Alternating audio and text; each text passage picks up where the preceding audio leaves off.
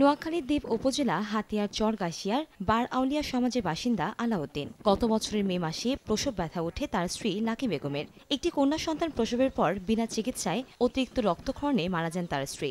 জন্মের সময় অসুস্থ হওয়ায় চিকিৎসার অভাবে পরদিনই মারা যায় নবজাতকও।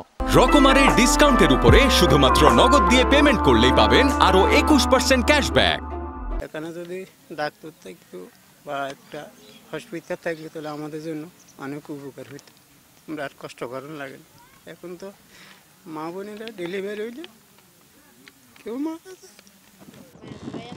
এমন মর্মান্তিক ঘটনার শিকার এ চরের অনেক বাসিন্দা। প্রায় 2 যুগ আগে বঙ্গোপসাগরের বুকে জেগে ওঠা এ চরটিতে 2013 সালে জনবসতি শুরু হয়। 10 বছরেও আধুনিক কোনো সুযোগ সুবিধা চালু হয়নি এখানে। কোনো শিক্ষা প্রতিষ্ঠান না থাকায় পরিবারের বড় সদস্যদের সঙ্গে কৃষিকাজ করে এখানকার শিশু কিশোররা। এখানে তো হাসপাতাল নাই, বড় কোনো ডাক্তারও নাই। চিকিৎসার কারণে আমার ছেলেটা মারা গেছে। টাকা পয়সার কারণে আমরা ঘর ধরতে পারি না, ছেলে মেয়ে অনেক কষ্টতে আছি। রাস্তা নেই, ঘাট নাই, কিছু নেই, খুব কষ্ট করি জানি। এখন গড়া সহ ভাঙি গেছে। আমাদের এখানে কোনো আশ্রয় কেন্দ্র নাই, কিছু নাই। তারপরে এই যে বাচ্চারা কোনো এটার কোনো চিকিৎসা পায় না, কোনো একটা টিকা পায় না ছোট বাচ্চাদেরকে দেওয়ার জন্য।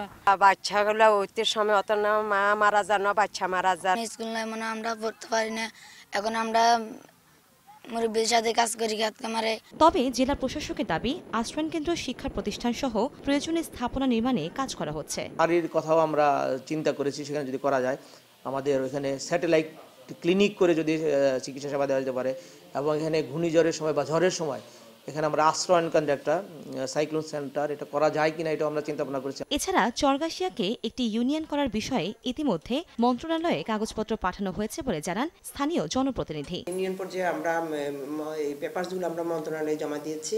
আমাদের এখানে রাস্তাঘাট লাগবে, স্কুল লাগবে, মাদ্রাসা লাগবে, সুপেয় পানির জন্য ডিপ টিউবওয়েল লাগবে। এগুলো আমাদের নাই, এগুলোর জন্য আমরা ব্যবস্থা করতেছি। নাগরিক সুযোগ সুবিধা নিশ্চিতে সরকারিভাবে সকল ব্যবস্থা গ্রহণ করা হবে এমন প্রত্যাশা চরের 17,000 বাসিন্দার। সময় সংবাদ, নোয়াখালী।